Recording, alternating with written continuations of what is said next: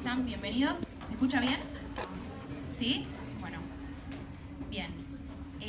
Bueno, muy buenas tardes, estimados expositores, profesores, alumnos y oyentes.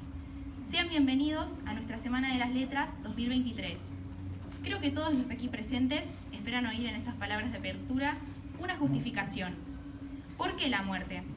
¿No es demasiado patente su presencia en la literatura? ¿Es redundante acaso buscar el vínculo que une ambas realidades humanas? Repensar esta temática, ¿sigue siendo fértil? Podríamos sencillamente blandir la manida sentencia de que los grandes temas literarios son, en verdad, muy escasos, para señalar a continuación al amor, al viaje, a la libertad y a la muerte, y cerrar así nuestra defensa. Pero la muerte no es un motivo poético más, y pretendo delinear el porqué. La experiencia humana no se transmite desnuda a través de la historia, sino que se emboza, se reviste con imágenes recurrentes, y pocas realidades vitales han hecho brotar del espíritu humano tanto ropaje de tópicos y figuras como la muerte. Una dama más blanca que la nieve fría, una hebra fina sobre la cual se cierne la tijera de la parca, un mar sin orillas, un toc-toc que resuena en chozas y torreones, una rosa arrancada de su tallo, un cuervo posado en el alféizar, el negro sueño que se derrama sobre los párpados. Todos estos destellos simbólicos despiertan en el imaginario una misma intuición. Nuestro existir, tal como lo conocemos ahora, tiene un final definitivo.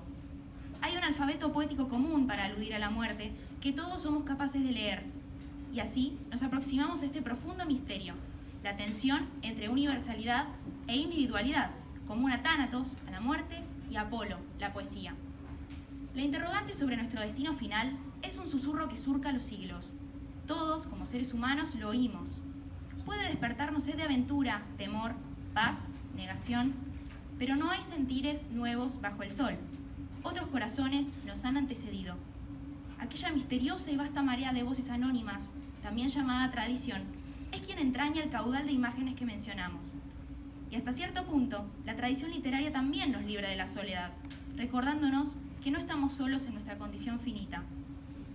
Pero cuando lo universal se presenta ante mi ser, he aquí la conmoción. ¿Puedo conocer por mí mismo la realidad de la muerte? El mar, resulta aquí una buena parábola. Pensemos en un horizonte marino que se funde en la incógnita lejana. No puedo preguntar a quienes ya se han embarcado en estas aguas sobre lo que han visto en ultramar. Y la mirada desde la costa no llega a atisbar otras orillas. Es necesario que emprendamos la travesía en nuestro propio navío. Se trata entonces de un misterio que solo aprehenderemos cuando nos llegue el momento de vivirlo en la intimidad. Siempre hemos tenido el presentimiento de que a nuestra muerte la llevamos latente en el interior, de que morimos cada día, de que es un proceso ya puesto en marcha e irrefrenable. Aquí reside lo más impactante, pensar en un proceso que nace de uno, de lo más entrañable del yo. El morir no es algo que pasa sobre nosotros, mientras permanecemos pasivos. La muerte es, junto con lo inevitable, una acción del hombre mismo, una disposición sobre su vida, sobre sí mismo, escribe Piper. Cavilar sobre la muerte conduce, en algún punto, a pensar en mi muerte. Y con este fin, el espíritu humano siempre se abre nuevas sendas de expresión.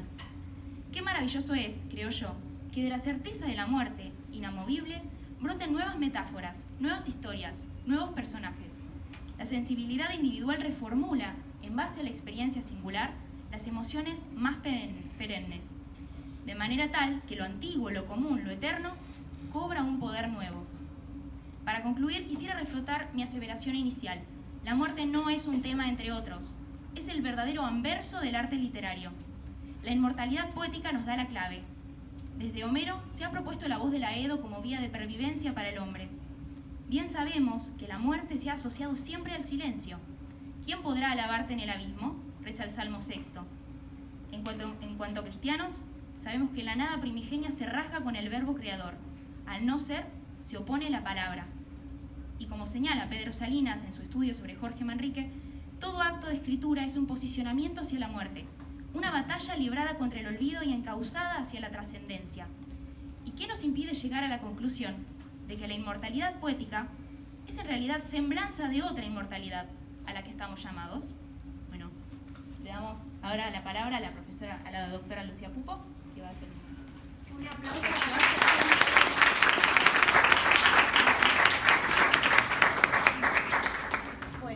aplauso para este maravilloso centro de estudiantes que organizó todo. Es la primera semana de las letras que se transmite de forma virtual, o sea que es un evento híbrido.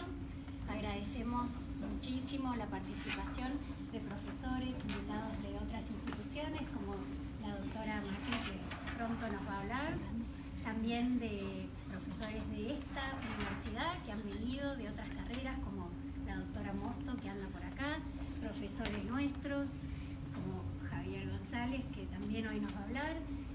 Gracias también a los estudiantes que van a participar y que son nuestro orgullo. Así que el año que viene esperamos tener a otros también de expositores. Yo solo 2 palabras. Cuando los chicos eligieron este tema, la muerte y sus representaciones, pensaba cómo lo superficial no es lo de letras, ¿no? Es pensar las grandes cuestiones, y en el reverso de la muerte está la vida. Pensar también en la propia muerte, como nos da a entender Clara, es pensar cómo queremos vivir. Y una de las reflexiones es un tópico al que también ya aludía Clara, el poder dejar una obra, ¿no? Y nosotros que trabajamos con la literatura, con las ideas, con el pensamiento, tenemos ese tópico horaciano, ¿no? Exegi monumentum aere perennius. Logré construir un monumento que dure más que el bronce. Y eso son los poemas, las tragedias, las narraciones que van a vencer a la lluvia, a los gobiernos, a la historia, y que nos reúnen y seguimos estudiándola. Y ustedes, o muchos de ustedes, saben que este año tuve la suerte de estar en Atenas, y junto con la visita a la Acrópolis, donde nos maravillan esos monumentos, ¿no? El Partenón, el Teatro de Dionisos. También al lado está esa montaña medio pelada, una roca, la doctora la debe conocer, que es el Areópago, ¿no? Y pensar que ahí estuvo San Pablo anunciando una novedad para el mundo, que era el cristianismo. Y acá se me ocurre pensar esa otra manera de dejar una obra. Recuerden, era un escándalo para los griegos, para los paganos, esa novedad. ¿Cómo va a venir un Dios a morir? ¿Y cuál es esa obra que podemos hacer con nuestra vida, más allá de la del arte, que es la que admiramos, la que pervive a las generaciones? Es hacer el bien. Me gusta mucho esa cita de Hechos de Apóstoles, donde a esas primeras comunidades, cómo explicarles la novedad. Y entonces ahí el narrador nos dice, y como Dios estaba con él, pasó haciendo el bien y sanando a los oprimidos por el diablo. Bueno, nosotros de nuestra vida, al reflexionar en la muerte, queremos dejar obras, dejar en nuestro caso palabras que marquen una diferencia, pero sobre todo me parece con las acciones de nuestra vida, con los gestos, luchando con esos diablos que pueden ser la incomprensión, la marginación, la ignorancia, el odio.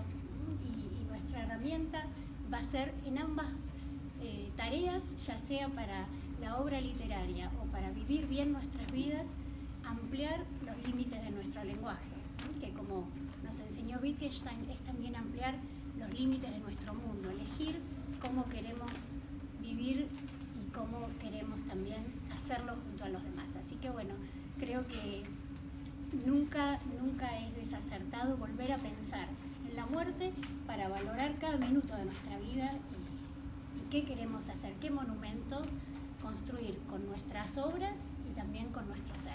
Así que nada más eso, y ahora sí le damos la bienvenida.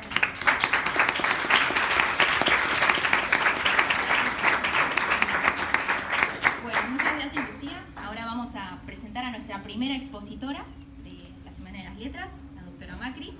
Paso por detrás. Gracias. Bueno, María del Rosario Macri es profesora y doctora en Historia de las Artes por la Universidad de Buenos Aires. Ha dictado diversas materias en el profesorado de Artes Visuales del Instituto Superior Santa Ana. En la Facultad de Filosofía y Letras es jefe de trabajos prácticos de la Cátedra de Historia de las Artes Visuales de la Antigüedad.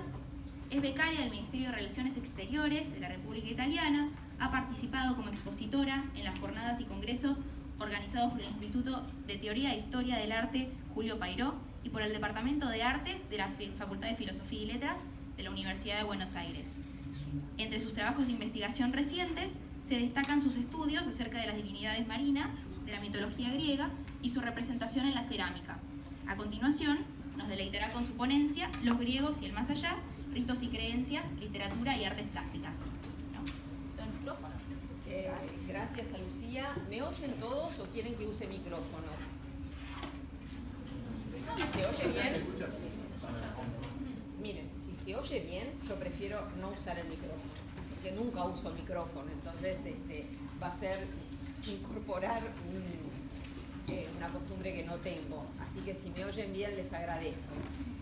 Como les agradezco también la presencia, la invitación, y bueno, bienvenidos a todos y todas, y espero que resulte de interés lo que les voy a comentar. Como les dijo Lucía, yo no soy de la carrera de letras, sino más bien de historia de las artes. De todas formas, cuando uno estudia las historias de las artes, ahí comienza a buscar lazos de contacto con el mundo de la literatura, porque la literatura nos devuelve comprensión de las imágenes, como las imágenes a su vez devuelven la comprensión a la literatura, ¿no es cierto? Bien, en primer lugar, vamos a a ver, ¿cómo es esto? No cambia la imagen. ¿Cómo podemos hacer, chicas? Me parece que sí. ¿Ahora sí? Sí. Ahora sí. Bueno, gracias, perdón. Entonces,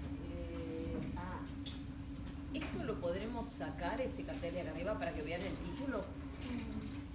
¿Será posible?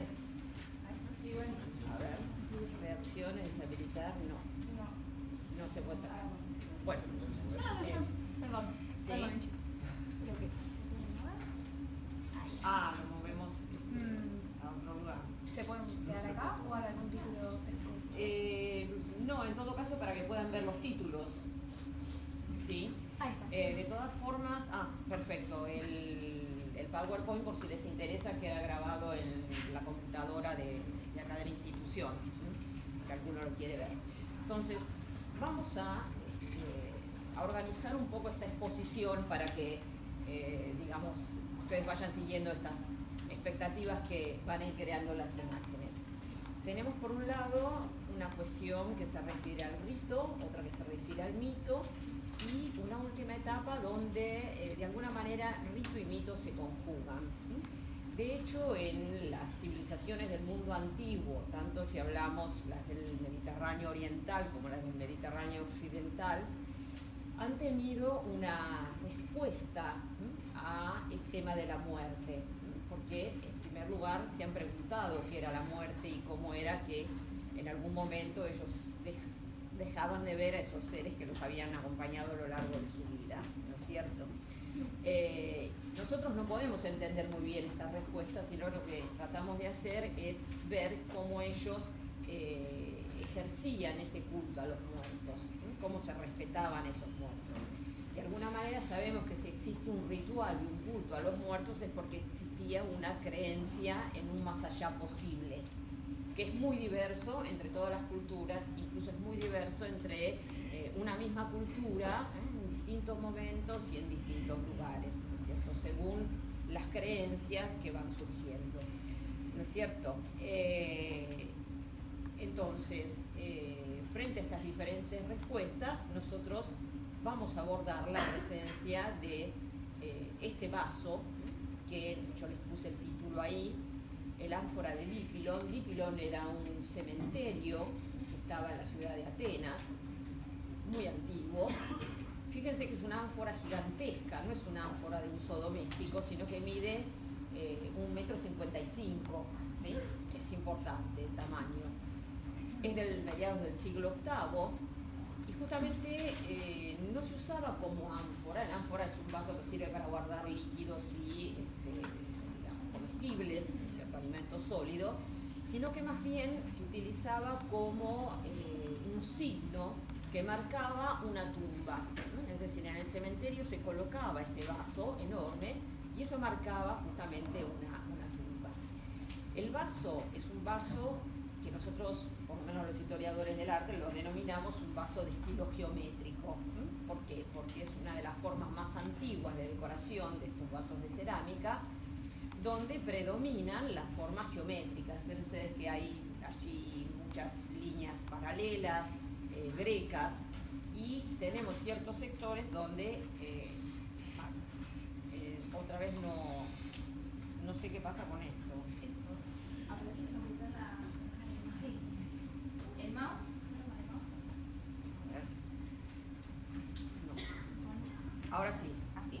Ahora sí, creo que sí. Ahora lo cambio, sí. Entonces, les decía que tiene, digamos, una zona que ustedes la ven como una zona donde comienzan a representarse, aunque de manera muy esquemática, unas figuras humanas. Y ahí tenemos toda la descripción de un rito funerario. Es decir, el personaje que se nos presenta acostado en algo que se parece a una cama, pero no es una cama, en realidad se llamaba cliné en el mundo antiguo. Ven que tiene como una especie de damero detrás, en realidad eran tapices que se colocaban para decorar el lugar, y por debajo y a los lados tiene estos personajes que están con los brazos en alto, ¿no es cierto? El tener los brazos en alto significa que ahí hay un gesto de duelo, ¿no es cierto?, de dolor y de llanto, ¿sí? El dolor y el llanto se expresaba con ese gesto. Incluso había tradiciones donde se decía que las mujeres se arañaban el rostro, se cortaban el pelo en señal de dolor, y este cadáver no se dejaba así nomás sobre la cliné, sino que se lo bañaba, se lo perfumaba. Ese era el trabajo que hacían las mujeres normalmente. Y esa escena que ustedes ven ahí es una escena que se conoce con el nombre de prótesis para los griegos. ¿Qué es la prótesis? La exposición del cadáver, lo que nosotros llamaríamos ahora el velorio. Es decir, se acompañaba al muerto en esa exposición durante algunas horas antes de trasladarlo al cementerio. Bueno, ahora parece que funciona la computadora. Les muestro comparado el vaso de Dipilo nuevamente con otro sector donde tenemos otra representación que no es representación geométrica, sino que son esos animales, esos ciervos pastando, estilizados, porque digamos, dentro de la cerámica griega se van a ir abriendo espacio las representaciones figurativas, no solo lo geométrico, que sería lo abstracto meramente. Y tenemos aquí también de la zona de Dipilon una crátera. La crátera no tiene la misma función que el ánfora como, digamos, función de vaso, sino que la crátera era un vaso que servía para mezclar el vino con el agua y se usaba en los banquetes. Saben que los griegos no tomaban el vino puro, lo mezclaban con agua porque sabían las potencialidades de la bebida. Y aquí tenemos dos escenas. Fíjense que en la parte superior, cerca del hombro de la crátera, ¿no?, digamos, de la parte alta de la boca, repite la escena de la prótesis, donde hay un cadáver nuevamente en la cliné y esa especie de toldo en damero, que eran los tapices. Y por debajo, vean que hay un carro tirado por caballos, unos soldados también muy esquemáticos, con unos escudos muy raros, son los que se llaman escudos en forma de 8, y esa procesión, ¿no es cierto?, era la procesión que acompañaba al difunto al cementerio. Esa procesión, a ver si lo vemos mejor acá, se conoce con el nombre de Ekforá, que lo tienen ahí escrito, ¿no es cierto? Ahí directamente está presente el carro tirado por caballos y el difunto que será llevado al cementerio. El difunto difunto, cuando es llevado al cementerio, según los ritos, podía ser inhumado, podía ser cremado, se podían sacrificar animales, se le dejaban ajuares que podían ser diferentes si era hombre o mujer, la persona que iba a ser, digamos, inhumada o enterrada, y después se colocaban piedras, ¿cierto? Se armaba lo que era como una suerte de túmulo espontáneo con piedras y tierra, que eso marcaba el lugar donde estaba el difunto. Ahora, ¿por qué era importante esto? Porque el difunto, digamos, no podía quedar insepulto. El difunto que quedaba insepulto podía convertirse en un ser que maldijera a la propia sociedad y podía ser esta misma sociedad ser castigo de los dioses, justamente por no cumplir con esta actividad. Fíjense que aquí tienen un cementerio, no es el de Dipylon, que está muy modernizado, sino que es un cementerio arqueológico mucho más antiguo. Se llama Falerón, también está muy cerca de Atenas, y tienen ahí lo que yo les comentaba, esos túmulos de piedra, y si miran hacia adelante, una zona donde aparentemente hay algo como que ha combustionado por la oscuridad, es el lugar donde se cremaban los cadáveres. Incluso los deudos visitaban la tumba del muerto, le llevaban bebidas, una bebida que se llamaba joé, que la hacían con vino, miel y agua, o tortas de miel para alimentarlo.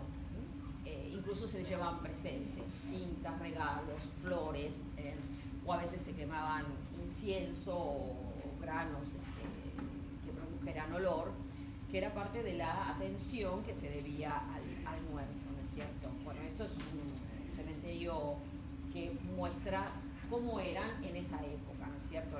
El resto han sido son muy transformados.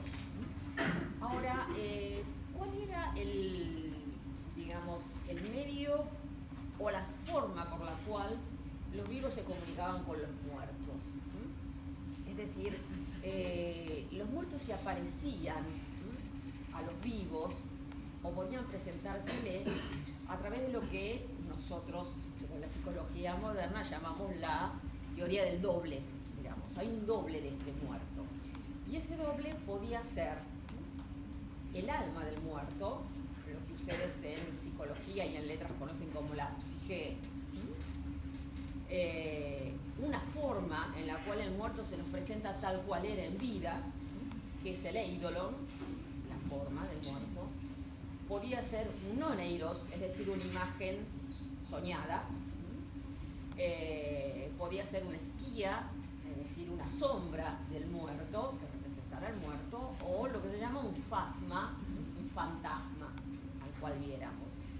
Normalmente se hacían sentir a través de una sensación que era una suerte de aleteo, de presencia aérea, por la cual detectábamos la presencia de este muerto.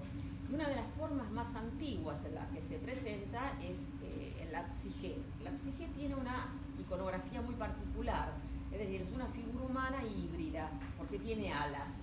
Es una especie de mujer, hombre, pájaro, ¿de acuerdo? Y se cree que esto deriva de una iconografía egipcia muy antigua, que era lo que se llama entre los egipcios el Ba. El Ba para los egipcios era el alma. Ustedes saben que los egipcios tienen una teoría muy compleja. Los egipcios tienen cuerpo, energía vital, que es el Ka, y tienen Ba, que es el alma, lo más cercano al concepto de alma cristiana que ustedes o todos podamos imaginar, ¿de acuerdo? Para los griegos existe el cuerpo y la psique. Los griegos no categorizan la idea de poder conservar el cadáver, los egipcios sí, que esa es la gran diferencia entre ambas culturas. Ahora, posiblemente esa psique proceda del Ba egipcio, ¿no es cierto? Que era este rostro humano con alas de pájaro que cumplía las funciones de comunicarle o llevarle ofrendas al muerto, ¿no es cierto? Una de las formas más antiguas de esta psique se presentó en un anillo sello del arte minoico, o sea, estamos en el siglo XV a.C., o sea, muy, muy antiguo, donde ya Creta tiene seguros contactos con el mundo egipcio, Y yo les puse esa flechita turquesa para mostrarles en pequeñito, esa figurita femenina con alas que sobrevuela. Y fíjense que los griegos, para, digamos, significar la palabra mariposa, usan el mismo concepto, psige, ¿no es cierto? Es la misma idea. Esto entonces es un anillo sello de oro, lo ven grande acá, pero tienen que imaginarse que es un anillo, nada más que eso, un anillo para un dedo de una persona normal. Está agrandada la imagen, ¿cierto? Y vean cómo esta psige comienza a presentarse, ¿no es cierto?, en las figuras que se representan en una cerámica griega ya del siglo VI a.C., es decir, en el periodo donde se desarrolla una técnica particular que se conoce con el nombre de cerámica de figuras negras. ¿Por qué? Porque el fondo de la cerámica, ustedes ven que tiene el color de la cerámica, ¿no es cierto? Ese color terracota, y las figuras son en su mayor parte negras, si bien hay algunas que están pintadas en color más blanquecino. Y este vaso que ustedes ven aquí ya nos pone en presencia de un mito, digamos, es una escena tomada de la Ilíada de Homero, ¿no es cierto? ¿Se acuerdan que hacia el final de la Ilíada Patroclo va a luchar, es asesinado por Héctor, el príncipe troyano, y Aquiles, que no había querido luchar hasta ese momento, a la hora de querer vengar a su amigo, lo que hace es salir a matar a Héctor, digamos, al que le dio muerte a su amigo. Una vez que mata a Héctor, lo que hace es ultrajar el cadáver de Héctor, que es lo que ustedes ven ahí en diagonal. No sé si esto funcionará. Ah, sí, miren, acá funciona un poco la flechita. No sé si la... Ahí está. Ahí la ven bien. Entonces ese es el cadáver desnudo de Héctor. Es un cadáver ultrajado, es decir, es un exceso lo que está haciendo Aquiles con ese cadáver. Aquiles está aquí conduciendo este carro tirado por caballos. Aquí hay un guerrero que huye espantado ante esta pareja que está en un edificio marcado por esta columna y un arquitrabe. Este matrimonio que está acá haciendo ese gesto de dolor que ustedes ya vieron, de llanto, son Príamo y Hécuba, es decir, los padres de Héctor, que están viendo cómo Aquiles está ultrajando el cadáver de su hijo. Ahora, fíjense, o sea, hay inscripciones en la cerámica, aunque no se ven. Tenemos los nombres de cada uno de estos personajes. Acá hay un túmulo, similar a esos túmulos que yo les mostré. Y esto que está aquí, es una psige, Eidolon, que es Patroclo muerto, que está de alguna manera presenciando esta escena donde su amigo justamente está vengando su muerte. Y este personaje femenino aquí, que viene también con ese mismo gesto de dolor, ¿no?, imitando el gesto de Hécuba, es Eris, la mensajera de los dioses, que se horroriza, por eso también tiene alas ella misma, se horroriza ante la escena. Esta hidria es un vaso que servía para trasladar agua, ¿de acuerdo? Y representa justamente este tema de carácter mitológico. Entonces vemos aquí la psige de la manera por la cual el muerto se nos hace presente también a nosotros a través de una representación.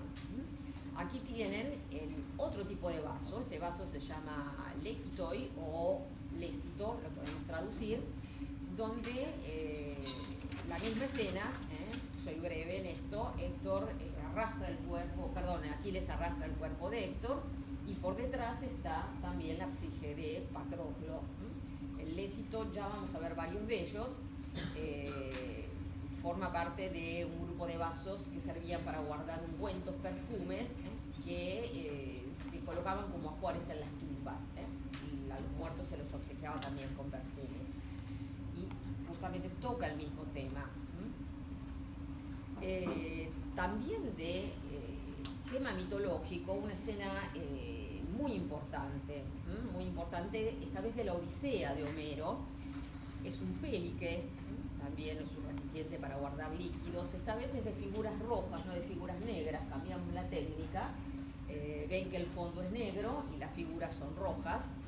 son figuras mucho más blandas porque el pintor ya puede trabajar con pincel y modelar la línea, ¿no es cierto?, y hacer sombreados, donde hay una escena que ustedes quizás conozcan bien, ¿no es cierto?, digamos, el descenso de Odiseo al inframundo, a los infiernos, donde él debe encontrar al mago Tiresias, que justamente le va a indicar por qué los dioses no lo dejan volver, o qué debe hacer para que los dioses lo dejen volver a su hogar. Por supuesto, en el canto anterior, la maga Circe le hace una descripción del mundo del Hades, le dice cómo llegar ahí, que es digamos, una de las descripciones más ricas, ¿no es cierto?, que vamos a tener de este inframundo, ¿no? Miren que para los griegos el Hades era un lugar que estaba en el fondo de la tierra, es decir, en un lugar concreto se podía llegar ahí. Muchas veces ellos veían estas ranuras que había en la tierra como lugares por los cuales se podía acceder a este lugar, físicamente. De hecho, Odiseo, Heracles emprenden ese viaje para llegar al inframundo. Odiseo, aconsejado por la maga, va a ese lugar. Lo primero que hace es sacrificar 2 carneros, que son las imágenes que ustedes ven aquí. Este señor que está acá, muy pensativo, con barba, sentado sobre una roca, es Odiseo. Este otro señor que está aquí es una divinidad, en realidad no es un señor, tiene el caduceo en mano, esa varita mágica, el pétaso, un sombrero con alas, unas botas con alas, es decir, es Hermes, Hermes Psicopompos, es decir, es el dios griego que conducía a las almas, nuevamente la palabra psique, hasta la puerta del Hades. Obviamente él no la atravesaba, los dejaba allí en ese lugar. En el canto de Homero, Hermes no está presente, pero evidentemente como Psicopompos está en esa escena. Y fíjense que aquí al lado tenemos a un joven atlético, bien formado, desnudo, es decir, es un culto a la belleza física. Están viendo, este señor que está acá se llama Elpenor.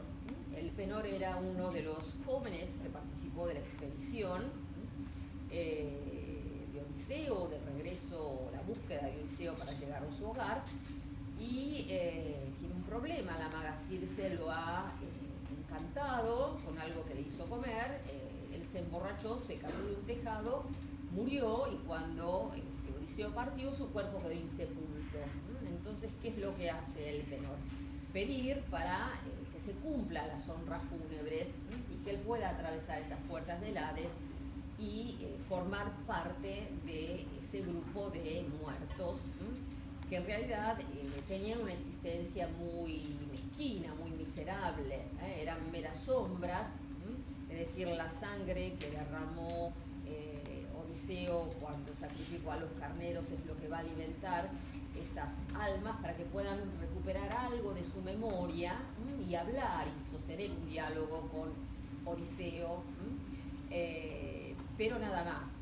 Y lo que le pide Elpenor justamente es que vuelvan a esa isla, lo sepulten, hagan un túmulo y claven un remo, digamos, en ese túmulo para indicar que ahí está sepultado Elpenor, ¿no es cierto? Es un gesto de caridad que él le pide. También la cerámica reproduce ese lugar oscuro que era el Hades, rodeado de arroyos muy pantanosos, con una planta que era característica, que se llamaba el afodelo, y era lo que caracterizaba ese lugar, ¿no es cierto? La oscuridad, la falta de luz, y esa presencia como sombras de los muertos, ¿no? De hecho, recuerdan esa escena donde Odiseo quiere abrazar a su madre y siente que es algo como el aire mismo, ¿no? Que se le escapa de los brazos.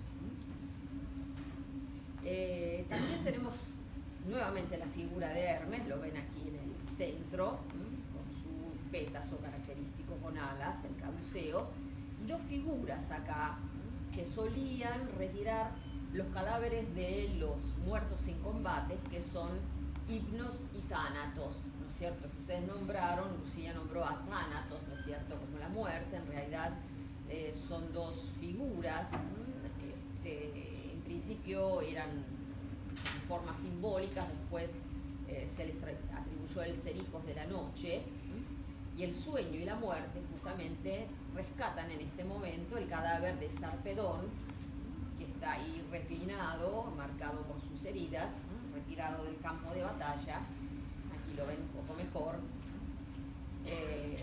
Ahí tienen las inscripciones con más claridad, para ser llevado hacia las honras fúnebres. La presencia de Hermes indica que una vez que se cumplan las honras a Sarpedón, él acompañará el alma hasta la puerta del Hades. Y fíjense que yo les nombré a otro héroe de la mitología que también había descendido al Hades. En este caso, a este señor lo conocen, fíjense, tiene la piel del león de Nemea, en la cabeza una masa, y uno de los trabajos que se le imponen es la de sacar del infierno a este personaje, que ustedes ven aquí, este monstruo, que es el perro Cerbero, ¿no es cierto? Un perro que es representado de diferentes maneras, con una cabeza, con dos, con tres.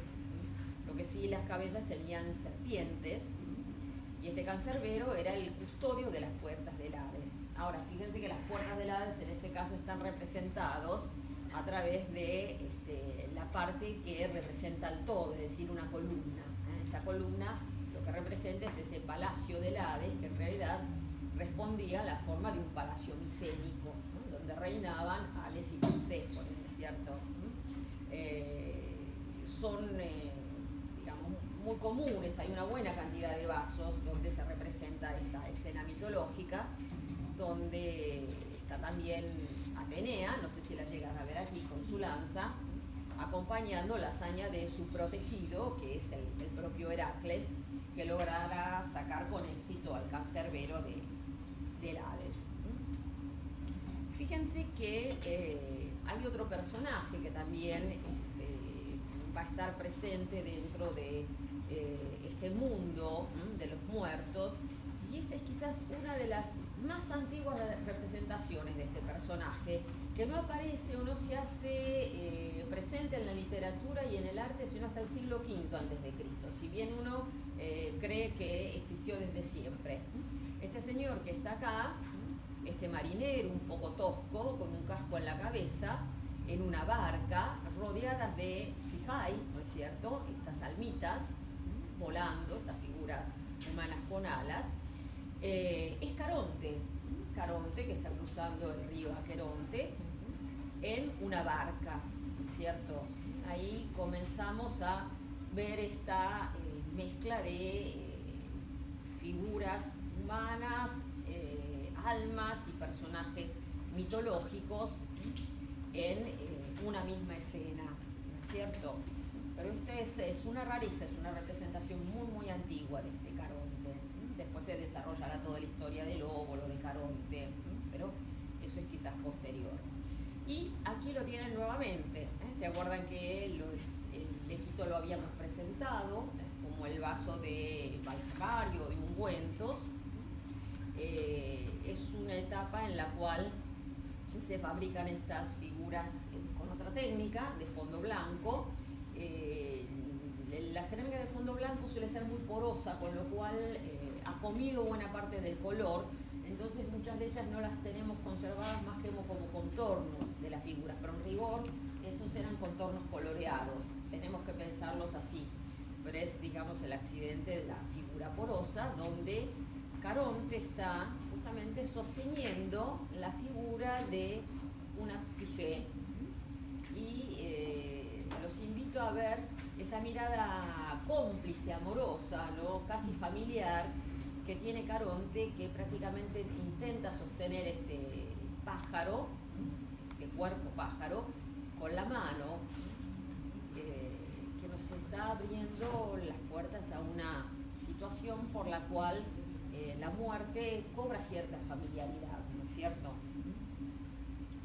En este caso, Hermes es un lequito de, yo le diría, mayor calidad en cuanto a lo pictórico, que también está en diálogo con la figura, en este caso es el eidolon, de una difunta que está colocándose una diadema en la cabeza como si estuviera adornándose para hacer ese traspaso de la vida a la muerte. tenemos ya figuras humanas y figuras mitológicas. En este caso, un diálogo entre Hermes y Caronte, vaso de resolución algo más primitivo, pero tienen ahí ambos personajes dialogando, es decir, son conjuntos que se arman, ¿no? Para, digamos, hablarnos de este sector del submundo, ¿no? Del inframundo. Y aquí tienen también otro lécito donde posiblemente tengamos la escena de un soldado que ha muerto en la batalla. Las armas le fueron entregadas a la viuda y ella, con la espada de su propio esposo, lo que hace es cortarse el cabello en señal de duelo. ¿Se acuerdan que yo les dije que era uno de los gestos también que hacían las mujeres, o muchas veces quedaban cabellos cortados en los umbrales de las puertas de las casas? Otro lécito donde justamente se nos habla aquí de una mujer que va a realizar un culto. En este caso es lo que se llama la estela funeraria, ¿no? La estela es un monumento donde normalmente puede haber algo representado y un texto, y marca la tumba.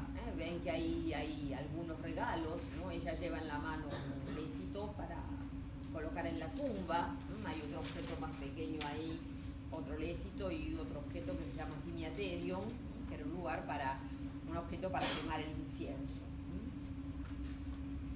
También aquí una de las mujeres, en señal de duelo, llevan unas cintas para adornar esa estela funeraria. Nuevamente otro monumento funerario, y ahí lo ven mejor a ese objeto que es el timiaterion, para quemar el incienso, es decir, el contacto con el muerto permanece. Aquí tenemos una mujer que lleva guirnaldas para colocar. La mayoría de los vasos son de este periodo, mediados del siglo V aproximadamente, que es la época de Pericles, ¿no es cierto?, el siglo de oro, que también después coincidirá no solo con las guerras, el final de las guerras médicas, sino con el inicio de las guerras del Peloponeso, donde la mujer, de alguna manera, toma un lugar preponderante dentro de la sociedad de las ciudades griegas, por el hecho de que muchos hombres o mucha población masculina muere, perece en esa guerra. Y bueno, con esto espero haber podido ilustrar el tema desde el lugar de las artes plásticas en la antigüedad. Bueno, muchas gracias.